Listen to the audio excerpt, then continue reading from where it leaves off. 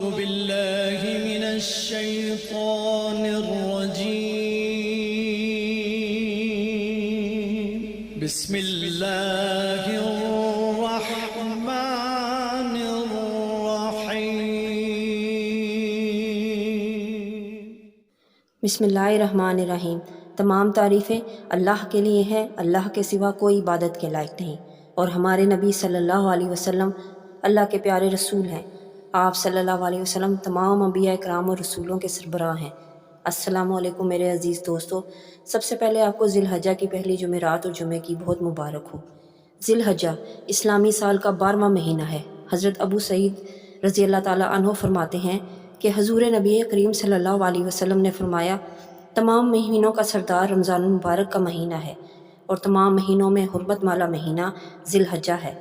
حضرت عمر فاروق رضی اللہ تعالیٰ عنہ نے ذی الحجہ کے مہینے میں ہی اسلام قبول کیا، اور آپ رضی اللہ تعالیٰ عنہ کی شہادت بھی اسی مہینے میں ہی ہوئی۔ حضرت عثمان غنی رضی اللہ تعالیٰ عنہ کی شہادت بھی ذی الحجہ کے مہینے میں واقع ہوئی۔ ذی الحجہ کے مہینے کے 10 دنوں کی فضیلت بہت زیادہ ہے۔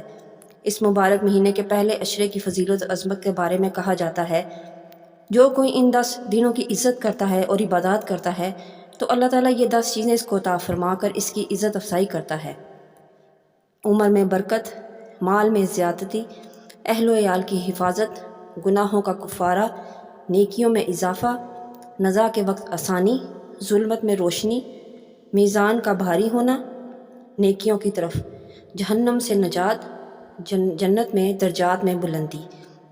تو اسی حوالے سے آج میں آپ کے لیے لائی ہوں ذی الحجہ کی پہلی جمعرات اور جمعے کے والے دن کرنے والے وظائف اور عبادات۔ تو چلتے ہیں اپنے وظائف کی طرف، لیکن وظائف پہ جانے سے پہلے اگر آپ میرے چینل پہ نیو ہیں تو میرے چینل کو سبسکرائب کر لیں اور بیل آئیکن کو بھی پریس کر دیں۔ ذی الحجہ کی پہلی جمعرات کو شب عشاء کی نماز کے بعد 2 رکعت نماز پڑھیں۔ ہر رکعت میں سورہ فاتحہ پڑھنے کے بعد ایک بار سورہ کوثر اور ایک بار سورہ اخلاص پڑھیں۔ یہ نماز پڑھنے والا انشاءاللہ تعالیٰ اپنی زندگی میں ہی اپنے مقام جنت میں دیکھ لے گا۔